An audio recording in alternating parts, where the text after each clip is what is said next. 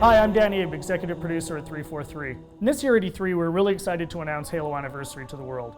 We wanted to give an example of campaign, so we used Silent Cartographer to really highlight some of the exciting features we're developing for the game, and now we want to share this with the rest of the world. So this is really your chance to get a behind-the-scenes peek at what we're doing with Halo Anniversary. Hope you enjoy.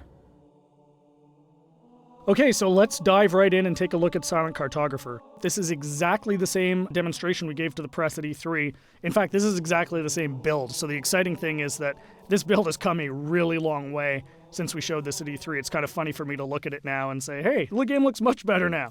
So the first thing you're going to see immediately on the fly-in is the graphical upgrade. I mean, the game looks fantastic. We spent a lot of time really lovingly bringing this into the current generation and, working very hard to make sure that this looks like a current generation title, something everyone can look at and just say, wow, this game looks fantastic. But the big test is really, how does it feel? So let's take a look. So we're going to charge the beach here. First thing you're going to get a taste of when you pick up this game and start playing is that this plays exactly like the original.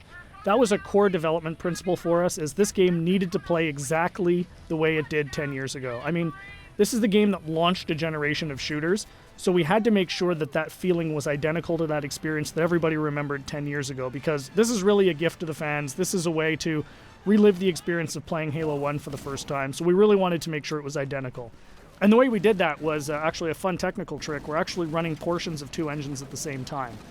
So the underlying code, the code controlling how the game feels, how the AI reacts, all of that stuff, is a lot of it's the original Halo 1 code, and that was really the best way for us to ensure that the game played exactly the same as it did 10 years ago.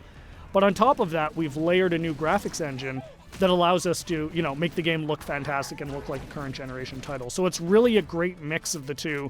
So at the end of the day, your Halo fan gets a game that plays exactly like they remember, but looks like a current generation title. We get some other benefits from this as well. As I said earlier, and I say this all the time, the primary goal for this game is to make sure Halo fans can relive the experience of what it was like to play 10 years ago. And one of the big tools we have in our box to do that is Classic Mode. So what's Classic Mode? At the touch of a button, you can swap back and see how the game looked 10 years ago. So here it is. This is, Halo 1 10 years ago.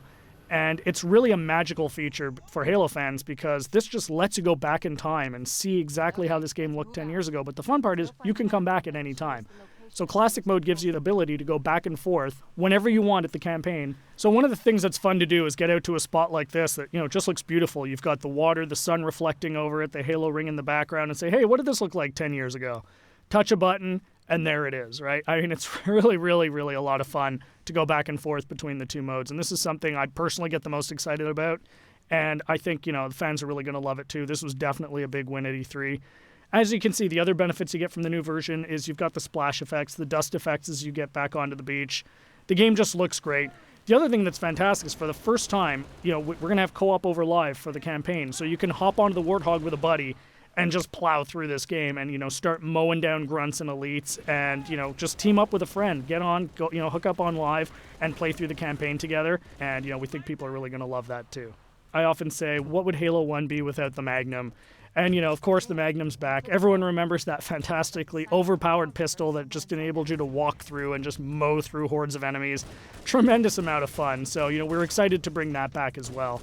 Again, you can see the game plays exactly the same as it did. Cannot highlight that enough. That was really, really important for us to make sure that this game played the same as it did, because this is really an iconic game. This is the game that convinced a lot of people, myself included, that you could actually have a fun first-person shooter experience on the console. I mean, I was a hardcore PC shooter guy, who said you're never going to make a game on the console that is going to, make me want to play. And this is the game that changed my, my impression of it.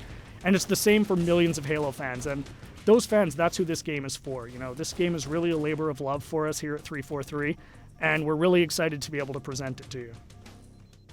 So there's your sneak peek of Silent Cartographer. Really just the tip of the iceberg. We've got a lot more features we're going to announce as we get closer to launch.